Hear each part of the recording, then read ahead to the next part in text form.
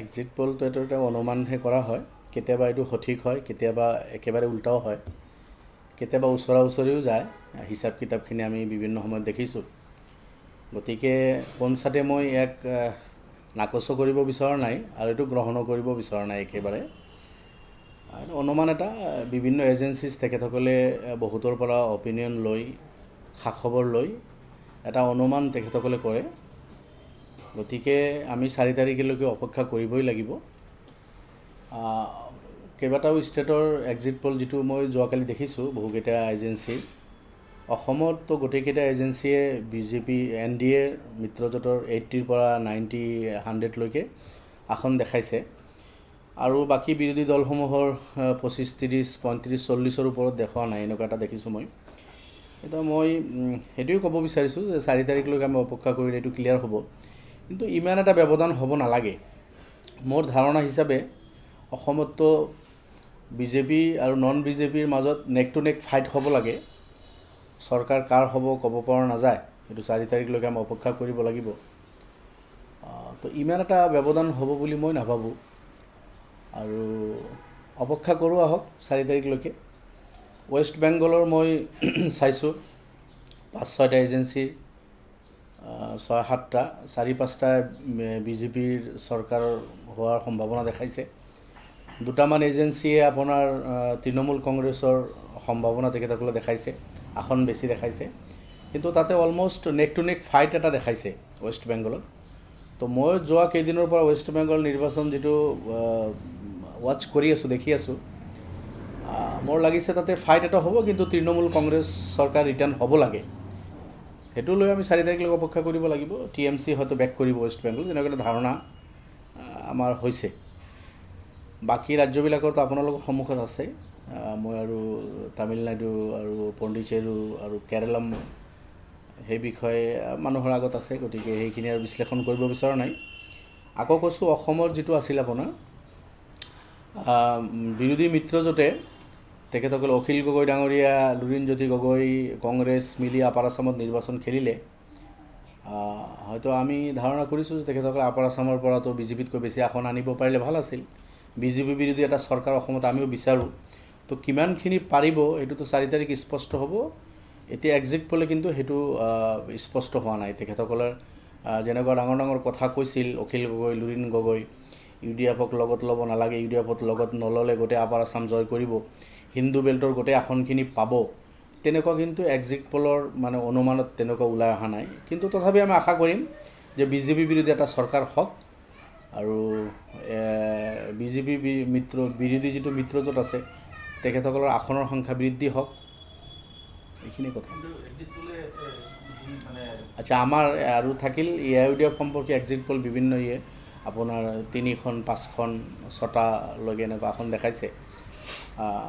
গতিকে মই আগতো কৈছোঁ, এটা অনুমানহে এইটো। কেতিয়াবা সঠিক হয়, কেতিয়াবা অঠিক হয়, কেতিয়াবা আপোনাৰ বিলকুল উল্টাও হয়।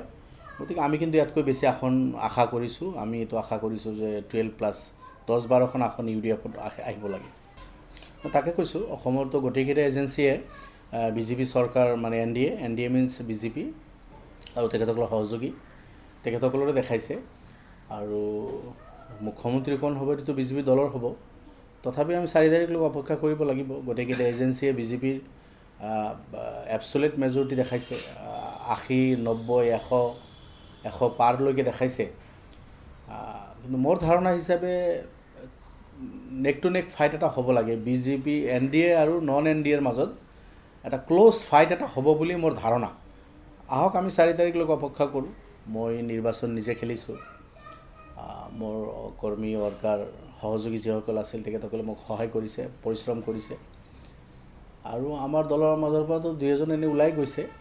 তেখেতসকল দলত নাই, দলত যেতিয়া দলৰ পৰা ওলাই বেলেগ দললৈ গুচি গৈছে, তেতিয়া সেইবিলাক এইটো এটা স্পষ্ট আৰু ঠিক আছে, গৈছে তেখেতসকলে।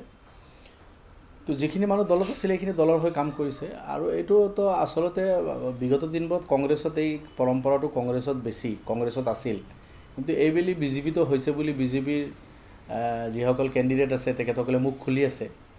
এতিয়া আপোনাৰ বিজেপিৰ সভাপতি যদিও মুখ বন্ধ কৰিছে, কিন্তু বিজেপিৰ ভিতৰত কিন্তু এইটো সাংঘাতিকভাৱে এইবাৰ হৈছে। যিটো বেমাৰ কংগ্ৰেছৰ ভিতৰত আছিল সেই বেমাৰটো এইবাৰ বিজেপিকো ধৰিছে। সেইকাৰণে খতৰা এটা আছে বিজেপিৰ। আণ্ডাৰ কাৰেণ্ট বিজেপিৰ বিৰুদ্ধে এটা হাৱা বলিছিল।